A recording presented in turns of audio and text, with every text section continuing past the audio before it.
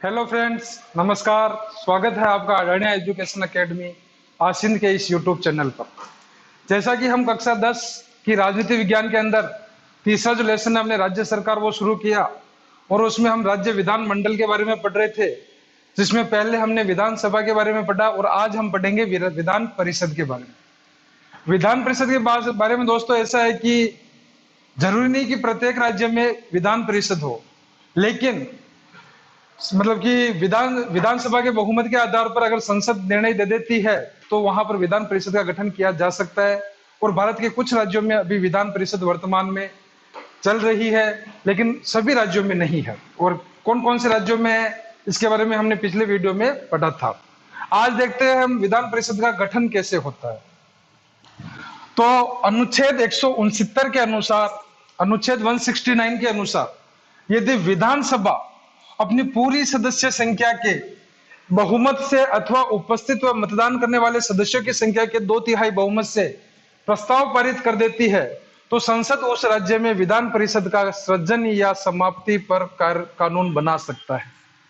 क्या है कि विधानसभा के जो टोटल सदस्य है वहां से साधारण बहुमत हो, या फिर विधानसभा में उपस्थित जो सदस्य है, या फिर वहां पर मतदान जो होता है वहां से अगर 2/3 बहुमत हासिल हो तो संसद जो है उस राज्य में विधानसभा के लिए विधान परिषद के लिए उसके सृजन या समाप्ति पर कानून बना सकती है। मतलब उसको सृजन यानी उसको बना भी सकती है और किसी विधान परिषद को समाप्त करना हो तो उस पर भी कानून बनाया जा सकता है। किसके आधार पर? विधानसभा के बहुमत के आधार पर या उपस्थित सदस्यों के 2/3 बहुमत के आधार पर अगर संसद कानून पास कर दे तो राज्य में विधान परिषद का गठन किया जा सकता है। बात करते हैं हम विधान परिषद में सदस्य संख्या की। तो संविधान के अनुसार विधान परिषद में विधानसभा के 1/3 सदस्य अधिकतम होते हैं। कि उस राज्य में विधानसभा के जितने सदस्य हैं उनके 1/3 सदस्य जो है वो विधान परिषद में निर्धारित किए गए हैं। विधानसभा के 1/3 सदस्य, 1/3 सदस्य जो है वो विधान परिषद में निर्धारित किए गए हैं। और कम से कम सदस्य संख्या 40 होना आवश्यक है। देखो, विधानसभा के 1/3 सदस्य या फिर कम से कम 40 सदस्य होना आवश्यक है। और यह जो सिस्टम है वर्तमान में केवल जम्मू और कश्मीर में लागू नहीं है। विशेष राज्य का दर्जा होने के कारण जम्मू और कश्मीर में 40 की संख्या का नियम नहीं है। बाकी पूरे भारत में अगर विधान परिषद का गठन करना हो तो कम से कम 40 संख्या होनी आवश्यक है, या फिर विधानसभा के जो सदस्य है वहां पर 1/3 उनके सदस्यों का जो है वो निर्धारण विधान परिषद में किया जा सकता है। निर्वाचन की बात करें तो विधान परिषद के 5/6 सदस्य निर्वाचित होते हैं। कितने सदस्य निर्वाचित होते हैं? 5/6। और बचे हुए 1/6 सदस्यों का मनोनयन होता है जो कि राज्यपाल करता है। 5/6 सदस्य तो अलग अलग संस्थाओं के द्वारा राज्य की वो निर्वाचन में भाग लेंगे और निर्वाचित होंगे, और 1/6 सदस्य जो होंगे वो राज्यपाल के द्वारा मनोनीत किए जाते हैं। अब निर्वाचन के लिए कौन सी चुनाव प्रणाली होती है? तो जो चुनाव प्रणाली राष्ट्रपति के चुनाव में काम में आती है वही चुनाव प्रणाली हम विधान परिषद के सदस्य के चुनाव में भी काम में लेते हैं। और वो क्या है? आनुपातिक प्रतिनिधित्व की एकल संक्रमणीय मत प्रणाली। कौन सी? एकल संक्रमणीय मत प्रणाली। और 1/6 सदस्य मनोनीत होंगे और 5/6 सदस्यों को निर्वाचित किया जाता है। अब निर्वाचित करने के लिए कौन कौन सी संस्थाएं काम में आएगी वो हम पढ़ने वाले हैं। और 1/6 सदस्य जो मनोनीत राज्यपाल के द्वारा किया जाता है वो कौन लोग हो सकते हैं उसके बारे में चर्चा करेंगे। पहले बात करते हैं निर्वाचक मंडल। मतलब कि ये जो 5/6 सदस्य निर्वाचित होते हैं इनमें कौन कौन से लोग जो है इनके चुनाव में भाग लेते हैं। तो निर्वाचक मंडल के अंदर पहला है स्थानीय संस्थाओं का निर्वाचक मंडल। उस राज्य में जो स्थानीय संस्थाएं हैं उनका निर्वाचक मंडल जो है वो एक तरीके से भाग लेगा, और समस्त सदस्यों का लगभग 1/3 सदस्य जो है वो स्थानीय संस्थाओं के निर्वाचक मंडल द्वारा उनका निर्वाचन किया जाता है। कितने सदस्यों का? विधान परिषद के समस्त सदस्यों में से 1/3 सदस्यों का। और भाग लेने वाले कौन कौन है चुनाव में? तो नगर पालिका, जिला परिषद तथा स्थानीय संस्थाएं जो है मिलकर इस चुनाव में भाग लेती है। नगर पालिकाएं, जिला परिषद और भी कोई स्थानीय संस्थाएं वो, और 1/3 सदस्यों का निर्वाचन किया जाता है। फिर विधानसभा का निर्वाचक मंडल, भाई स्थानीय जो संस्थाएं इनके बाद में बात करेंगे हम। विधानसभा का निर्वाचक मंडल मतलब विधानसभा में जितने भी सदस्य चुनकर जाते हैं वो भी विधान परिषद के सदस्यों के निर्वाचन में भाग लेते हैं, तथा ये सदस्य भी 1/3 सदस्यों को, 1/3 सदस्यों को निर्वाचित करते हैं। तो 1/3 सदस्य तो स्थानीय संस्थाएं करेगी और 1/3 सदस्य विधानसभा के निर्वाचित सदस्य जो है वो चुनाव में भाग लेकर उनको निर्वाचित करते हैं। फिर स्नातकों का निर्वाचक मंडल, अब राज्य में जितने भी स्नातक है जिन्होंने ग्रेजुएशन कंप्लीट कर ली है या ग्रेजुएशन कंप्लीट किए हुए उनको 3 साल हो गए, तो वे सदस्य इसके चुनाव में भाग लेते हैं विधान परिषद के में, और यह मंडल कुल सदस्यों का 1/12 भाग चुनता है। तो स्नातक मंडल कितना चुनेगा? 1/12 भाग। अब अध्यापकों का निर्वाचक मंडल, जितने भी वहां पर कॉलेज में या स्कूलों के अंदर जो टीचर्स हैं वो टीचर्स भी विधान परिषद के सदस्यों के चुनाव में भाग लेते हैं तथा 1/12 सदस्यों को ये निर्वाचित करते हैं। फिर राज्यपाल द्वारा मनोनयन, अब अंत में जो सदस्य बचेंगे उनका उनका मनोनयन राज्यपाल के द्वारा किया जाता है, और 5/6 सदस्यों को तो निर्वाचित होंगे। जो निर्वाचित करने वाले कौन कौन है? स्थानीय संस्थाएं, विधानसभा, स्नातक तथा टीचर्स। और फिर 1/6 सदस्यों को राज्यपाल द्वारा मनोनीत किया जाता है। राज्यपाल जो है उनको मनोनीत करेगा। और 1/6 सदस्य कौन हो सकते हैं? तो साहित्य, कला, विज्ञान, सहकारिता या समाज सेवी संस्थाओं में उत्कृष्ट कार्य करने वाले लोगों को राज्यपाल के द्वारा मनोनीत किया जाता है विधान परिषद के अंदर। और इन सदस्यों की संख्या विधान परिषद की संख्या का 1/6 भाग होती है। तो यह था विधान परिषद का निर्वाचन कैसे होता था। एक बार पुनः समझिएगा कि अगर विधानसभा अपने 2/3 बहुमत के साथ में संसद को कोई प्रस्ताव देवे कि हमारे राज्य में विधान परिषद की आवश्यकता है, तो संसद जो है उस पर कानून बनाकर विधान परिषद का गठन कर सकती है। सदस्य संख्या में टोटल जो विधानसभा के सदस्य है उनका 1/3 सदस्य अधिकतम होना आवश्यक है और कम से कम 40 होना आवश्यक। और ऐसी स्थिति अभी जम्मू कश्मीर में नहीं है, क्योंकि जम्मू कश्मीर एक विशेष राज्य होने के कारण वहां पर 40 से कम जो है विधान परिषद के अंदर सदस्य की संख्या है। निर्वाचन जो होगा वो 5/6 सदस्य निर्वाचित होते हैं और 1/6 सदस्यों को मनोनीत किया जाता है। निर्वाचन में भाग लेने वाले जो है स्थानीय संस्थाओं का निर्वाचन मंडल जो कि 1/3 सदस्यों को निर्वाचित करता है। विधानसभा का निर्वाचन मंडल ये भी 1/3 सदस्यों को निर्वाचित करता है। स्नातकों का 1/12 सदस्यों को निर्वाचित करता है। अध्यापक जो है 1/12 सदस्यों को निर्वाचित करते हैं। फिर बाद में बचे हुए 1/6 सदस्यों को राज्यपाल के द्वारा मनोनीत किया जाता है, और ये सदस्य साहित्य, कला, विज्ञान या सहकारिता, समाज सेवा में उत्कृष्ट कार्य करने वाले होते हैं। यह था विधान परिषद का गठन। आगे हम इनकी योग्यता, शक्तियां, इनके बारे में चर्चा करते हैं। तो दोस्तों आगे अब हम बात करते हैं कि विधान परिषद के सदस्य की योग्यताएं क्या हो सकती है। तो विधान परिषद तथा विधानसभा के सदस्यों की योग्यताएं सेम होती है। केवल उम्र के आधार पर विधानसभा सदस्य की उम्र कम से कम 25 वर्ष होना आवश्यक है, तो विधान परिषद के सदस्य की उम्र जो है कम से कम 30 वर्ष होना आवश्यक है। उम्र के आधार पर थोड़ा सा अंतर दोनों में है, बाकी सारी योग्यताएं सेम है कि वो भारत का नागरिक होना चाहिए, लाभ के पद पर ना हो, पागल या दिवालिया ना हो, या फिर वो विधानसभा का सदस्य चुनने की योग्यताएं रखता हो। तो इस प्रकार की योग्यताएं विधान परिषद के सदस्य में होनी चाहिए। उम्र जो है कम से कम 30 वर्ष होनी चाहिए। कार्यकाल, अब कार्यकाल की बात करें तो विधान परिषद भी राज्यसभा की तरह स्थायी सदन होता है और इसको भंग नहीं किया जा सकता। जिस प्रकार से राज्यसभा एक स्थायी सदन है, भंग नहीं होती है, उसी प्रकार से विधान परिषद भी एक स्थायी सदन होता है, इसे भंग नहीं किया जा सकता।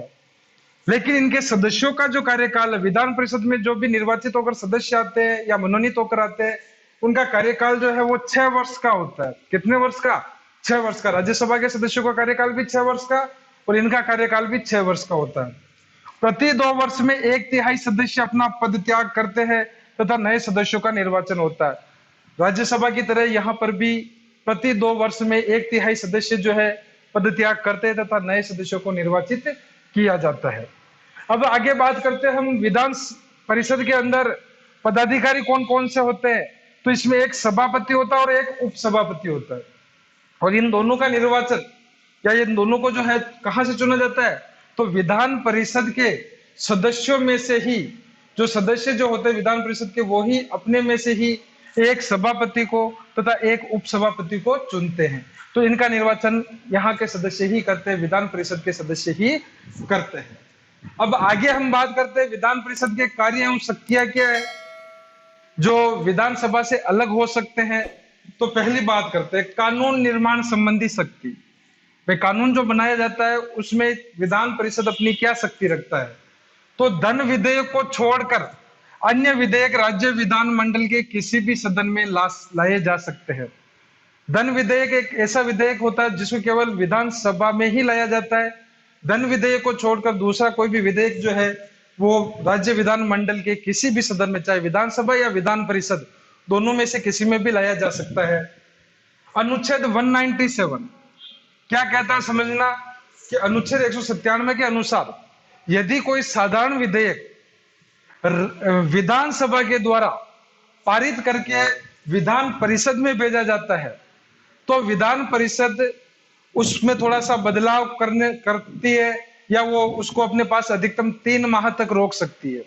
अगर 3 माह तक भी विधान परिषद उस बिल को पारित न करे तो वापिस विधानसभा के पास अधिकार होता है कि वह पुनः उस बिल को विधान परिषद में भेजती है। और इसके बाद विधान परिषद जो है अभी भी जैसे कि उसमें और भी कुछ बदलाव करना है तो वो बदलाव का सुझाव देती है, लेकिन अगर विधानसभा उस बदलाव के सुझाव को न माने तो विधान परिषद उस बिल को 1 महीने अपने पास और रोक सकती है। उसके बाद में उस बिल को स्वतः ही विधानसभा और विधान परिषद में पारित माना जाता है। तो यहाँ पर हम कह सकते हैं कि अनुच्छेद 197 के अनुसार साधारण विधेयक जो होता है उसको जो है विधान परिषद ज्यादा से ज्यादा 4 माह तक रोक सकती है। वापिस समझना कि साधारण विधेयक को 4 माह तक कैसे रोक सकती है। तो साधारण विधेयक अगर विधानसभा से पारित होकर विधान परिषद में जाता है तो पहली बार में विधान परिषद उसे 3 माह तक रोक सकती है, उसमें बदलाव के सुझाव विधानसभा को दे सकती है। लेकिन अगर विधानसभा बदलाव के सुझावों को न माने और 3 माह के बाद पुनः अगर उस बिल को वापस विधान परिषद में भेजे तो दूसरी बार में विधान परिषद जो है उसे ज्यादा से ज्यादा 1 माह तक रोक सकती है, फिर उस बिल को स्वतः ही पारित माना जाता है। इस कारण से ज्यादा से ज्यादा 4 माह तक किसी भी साधारण विधेयक को रोकने का अधिकार विधान परिषद के पास में होता है। फिर आगे बात करते हैं हम कार्यपालिका संबंधी क्या कार्य है। तो विधान परिषद के सदस्य मंत्री परिषद के सदस्य हो सकते हैं। देखो मंत्री परिषद कहाँ होती है, कार्यपालिका में कार्य करती है, तो विधान परिषद के सदस्य मंत्री परिषद के सदस्य भी हो सकते हैं। मतलब विधान परिषद से भी मंत्रियों की नियुक्ति की जा सकती है, मंत्रियों को चुना जा सकता है। दूसरा कार्य क्या है कि यह प्रश्नों वाद विवाद से मंत्री परिषद को नियंत्रित कर सकती है, लेकिन मंत्री परिषद को पदच्युत नहीं कर सकती, मतलब पद से नहीं हटा सकती। मंत्री परिषद को नियंत्रित कर सकती है अपने प्रश्नों के माध्यम से, वाद विवाद के माध्यम से, लेकिन मंत्रियों को वो पद से हटाने का अधिकार विधान परिषद के पास नहीं होता है। उनको मतलब भंग करने का अधिकार किसके पास है, केवल विधानसभा के पास है। वित्त संबंधी कार्य, अब चूंकि धन विधेयक जो होता है वो हमेशा विधानसभा से ही पारित किया जाता है, विधानसभा में ही लाया जाता है। और जब विधानसभा में पारित होने के बाद जब धन विधेयक को विधान परिषद में भेजा जाता है तो विधान परिषद ज्यादा से ज्यादा 14 दिन तक उस धन विधेयक को अपने पास रोक सकती है। 14 दिन बाद अगर ये कोई भी कार्यवाही उस पर नहीं करती है तो उस बिल को भी ऑटोमेटिक पारित माना जाता है। तो कहने का मतलब यह है कि धन विधेयक संबंधी जो बिल होते हैं उनको भी 14 दिन तक अपने पास रोक सकती है। 14 दिन के बाद वह स्वतः ही पारित माना जाएगा। ये थी विधान परिषद की कार्य एवं शक्तियां। अब हम बात करेंगे राज्य विधान मंडल, जिसमें विधानसभा और विधान परिषद दोनों ही आ गए। इनकी कार्य एवं शक्तियां क्या होंगे उनका विस्तृत वर्णन हम करने वाले हैं। तो दोस्तों अब हम बात करते हैं राज्य विधान मंडल या विधानसभा के कार्य एवं शक्तियां कि विधानसभा विधान परिषद के कार्य एवं शक्तियां तो हमने पढ़ा है। अब हम बात करें राज्य विधान मंडल या उसमें मुख्य भूमिका निभाने वाले विधानसभा के कार्य एवं शक्तियां क्या हो सकती है। तो पहली है विधायी शक्तियां। विधायी का मतलब कानून, कानून संबंधी शक्ति क्या है कि राज्य सूची और समवर्ती सूची से संबंधित विषयों पर कानून बनाने का अधिकार है। हमने बात की थी उस दिन भी कि सरकार 2 होती है, एक होती है केंद्र और दूसरी होती है राज्य। केंद्र जो है वो कानून बनाएगा संघ सूची में, राज्य जो है वो बनाएगा राज्य सूची में, और दोनों ही मिलकर अगर किसी में बना सकते तो वो होता है समवर्ती सूची। तो अब राज्य विधानमंडल किसमें बना सकता है? या तो राज्य सूची में बना सकता है या समवर्ती सूची में कानून बना सकता है। तो अतः राज्य सूची और समवर्ती सूची में से संबंधित विषयों पर कानून बनाने का अधिकार जो होता है वो राज्य विधानमंडल को होता है। और दूसरा है साधारण विधेयक किसी भी सदन में लाया जा सकता है, लेकिन अंतिम शक्ति विधानसभा के पास होती है। कि साधारण विधेयक जो है विधान परिषद में भी ला सकते हैं और विधानसभा में भी ला सकते हैं, लेकिन अंतिम जो शक्ति है, अंतिम जो निर्णय है वो विधानसभा का होगा। ये है विधायी शक्तियां, कानून संबंधी शक्तियां, जिसमें पहला तो है साधारण विधेयक को किसी भी सदन में ला सकते हैं, चाहे विधानसभा हो चाहे विधान परिषद। दूसरा है राज्य सूची और समवर्ती सूची से संबंधित विषयों में ये कानून बनाती है। दूसरी बात करते हैं हम वित्तीय शक्ति की आर्थिक रूप से। तो पहला है बजट निर्माण, कि सालाना राज्य की आय और व्यय का बजट का निर्माण जो है वो राज्य विधानमंडल के द्वारा किया जाता है। दूसरा है धन विधेयक जो होता है वो हमेशा विधानसभा में ही लाया जाता है। यह अपन ने पढ़ा है कि विधान परिषद को केवल धन विधेयक को ज्यादा से ज्यादा 14 दिन तक रोकने का अधिकार है, जबकि पारित जो किया जाता है वो विधानसभा के द्वारा किया जाता है। और विनियोग विधेयक पास होने पर ही संचित निधि से धन खर्च होता है। एक विनियोग विधेयक जो होता है ये पास होगा तभी राज्य की संचित जो निधि है वहां से धन को खर्च किया जा सकता है। तो तीन चीजें जो है वित्तीय शक्तियों, जो वित्तीय शक्तियों के रूप में विधान परिषद के पास है। बजट निर्माण करना, धन विधेयक विधानसभा में पारित होता है, और विनियोग विधेयक पास होने पर ही संचित निधि से धन को खर्च किया जा सकता है। प्रशासनिक शक्ति, प्रशासन से संबंधित क्या शक्ति होती है? तो राज्य मंत्रिमंडल विधानमंडल के प्रति उत्तरदायी होता है। राज्य का जितना भी मंत्रिमंडल है वो विधानसभा या विधानमंडल के प्रति उत्तरदायी होता है। मंत्रिमंडल के विरुद्ध निंदा, आलोचना या काम रोको प्रस्ताव पास किया जा सकता है। तो राज्य विधानमंडल के द्वारा मंत्रिमंडल के विरुद्ध भी निंदा, आलोचना या काम रोकने का प्रस्ताव भी पास किया जा सकता है। विधानसभा द्वारा अविश्वास प्रस्ताव पास किया जा सकता है, जिसके कारण मंत्रिमंडल को त्याग पत्र देना पड़ता है। अगर विधानसभा अविश्वास प्रस्ताव पास कर ले तो राज्य का जो मंत्रिमंडल है उसको त्याग पत्र देना पड़ेगा। तो ये प्रशासनिक शक्तियों में मुख्य शक्ति ये भी है विधानमंडल के पास कि अविश्वास प्रस्ताव के द्वारा मंत्रियों से त्याग पत्र करवा सकते, त्याग पत्र दिलवा सकते हैं। संविधान संशोधन की शक्ति। तो दोस्तों संविधान संशोधन में अगर हम देखा जाए तो जो संपूर्ण शक्तियां जो है वो केंद्र या संसद के पास होती है, लेकिन कुछ मामलों में राज्यों की विधानमंडल को भी ताकत दे रखी है कि कुछ मामलों में ये कार्रवाई कर सकते हैं। तो क्या है समझते हैं कि संविधान संशोधन की शक्ति, संविधान के कुछ धाराएं ऐसी हैं जिनमें संशोधन के लिए संसद के साथ कुछ राज्य विधानमंडलों को भी भूमिका होती है। तो कुछ धाराएं ऐसी है जिनमें संसद तो मतलब कि अनिवार्य है ही है, उसके साथ में राज्य की विधानमंडल की भी भूमिका होती है, उनकी भी सहमति लेना आवश्यक होता है। इनको संविधान संशोधन का बिल प्रस्तावित करने का अधिकार नहीं, केवल स्वीकृत या अस्वीकृत करती है। अब देखो संविधान संशोधन जो होता है वो बिल तो केवल संसद के पास है, लेकिन उन बिल को स्वीकृत करना या अस्वीकृत करने की शक्ति जो है वो विधानमंडल के पास है। लेकिन कुछ ही धाराएं ऐसी है जहां पर वो अपनी सहमति या असहमति बता सकते हैं। निर्वाचन संबंधी शक्ति, तो हमने पढ़ा ही है कि राज्यसभा या राष्ट्रपति का जो निर्वाचन होता है उनमें राज्य विधानमंडलों की भी भूमिका होती है। तो निर्वाचन संबंधी शक्ति में यह है कि सदस्य राष्ट्रपति तथा राज्यसभा के सदस्यों के निर्वाचन में भाग लेते हैं, कि राज्य विधानमंडल के जो सदस्य है वो राष्ट्रपति तथा राज्यसभा के सदस्यों के निर्वाचन में अपनी भूमिका निभाते, अपना मतदान देते हैं। तो ये थी राज्य विधानमंडल के कार्य एवं शक्तियां। अब हम अगली क्लास में पढ़ने वाले हैं राज्यपाल। मुझे आशा है कि आपको ये क्लास पसंद आई होगी। आगे देखेंगे हम राज्यपाल, तब तक के लिए धन्यवाद।